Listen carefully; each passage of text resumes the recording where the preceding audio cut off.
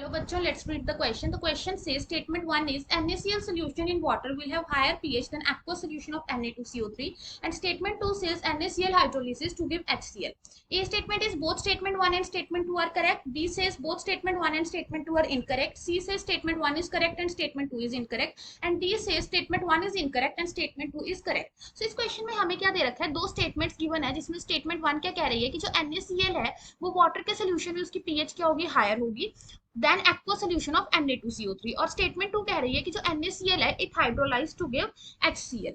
सो अब हमारे पास क्या होता है, इस क्वेश्चन के लिए हम की कंसेप्ट देख लेते हैं क्या रिक्वायर्ड है हमें. so, इसके लिए जो की कंसेप्ट रिक्वायर्ड है that is salt hydrolysis.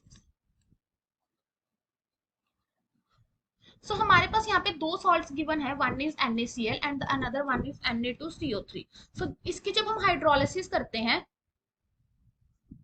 Letter से हमने इसमें वाटर डाल दिया, तो इस केस में हमारे पास क्या चीज बनेगी, HCl प्लस NaOH. इसकी जब हम हाइड्रोलिसिस करेंगे तो हमारे पास जो सॉल्ट बनेगा दैट इज कार्बोनिक एसिड,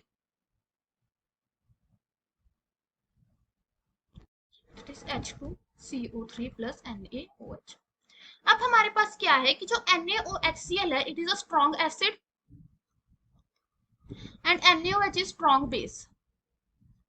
सो जो हमारे पास NaCl है वो किसके कॉम्बिनेशन से बन रहा है, एक स्ट्रॉन्ग एसिड और स्ट्रॉन्ग बेस से. सो ओवरऑल जो हमारा NaCl होगा वो क्या बन जाएगा, न्यूट्रल बन जाएगा. ठीक है, अब Na2CO3 किससे बन रहा है, कार्बोनिक एसिड से. कार्बोनिक एसिड क्या है, एक वीक एसिड है, और NaOH क्या है, स्ट्रॉन्ग बेस है. सो जो ओवरऑल सोल्यूशन होगा वो क्या होगा, बेसिक होगा. तो Na2CO3 हमारे पास क्या आ गया, ओवरऑल बेसिक, क्योंकि स्ट्रॉन्ग बेस से बना हुआ है. सो हमारे पास पीएच होती है, अब बेसिक सोल्यूशन की जो पीएच होती है दैट इज ग्रेटर देन 7. सो अब हमारे पास क्या है, हमें क्या बता रखा है कि NaCl solution will have higher pH than aqueous solution. अब न्यूट्रल की पीएच क्या होती है, अप्रोक्सीमेटली 7. सो हमारे पास क्या है, NaCl की पीएच जो है वो कम है कंपैरेटिव टू Na2CO3. सो हमारी स्टेटमेंट 1 क्या हो गई, इनकरेक्ट, क्योंकि उसमें क्या कह रहे हैं NaCl की पीएच ज्यादा है.